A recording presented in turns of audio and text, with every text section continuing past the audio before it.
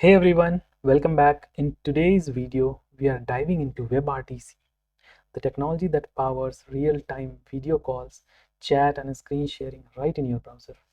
I am going to create this WebRTC course, and I'm going to divide it into these sections. Okay, first we are going to discuss about its different components. What are the components? It will be an introductory video, and then we are going to talk a little bit about history of WebRTC.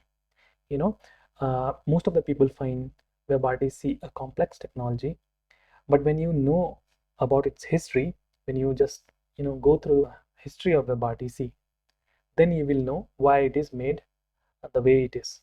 Okay, and then we will go and look into the major parts of WebRTC. What are different parts, and all those parts are like categorized like this.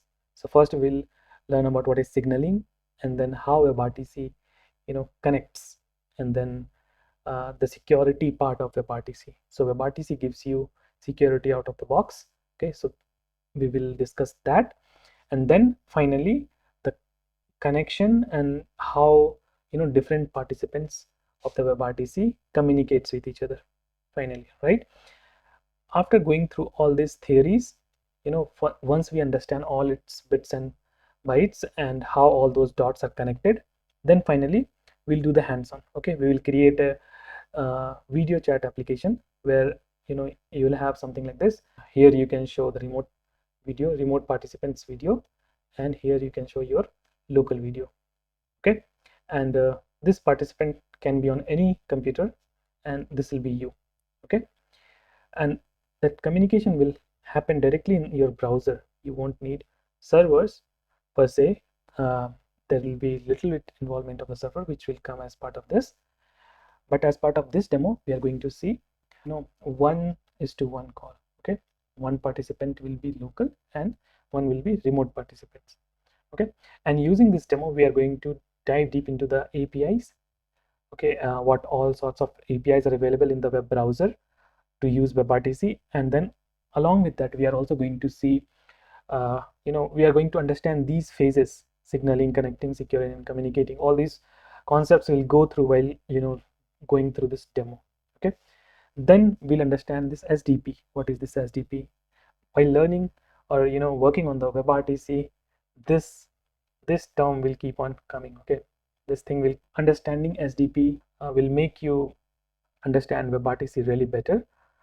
You can say it's like a backbone for all these concepts involved in the WebRTC. After that, we are going to understand the topology. Okay, so I said like in this demo we are going to see 1:1 call, right? But what if you need a real world application where there are multiple participants, right?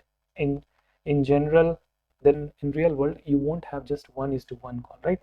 You can have a meeting where there will be 10, 15, like hundreds of participants as part of that meeting, right?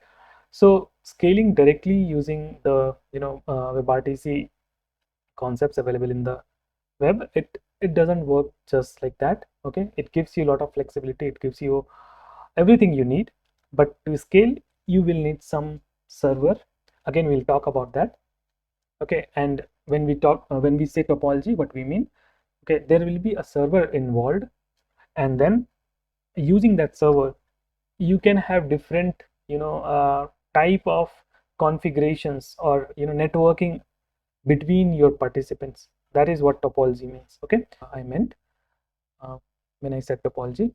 And then we'll finish the course here itself, and then we'll discuss about what's next.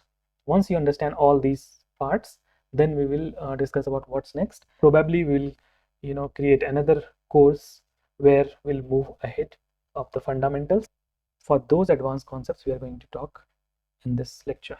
Okay, so yeah, see you in the next tutorial.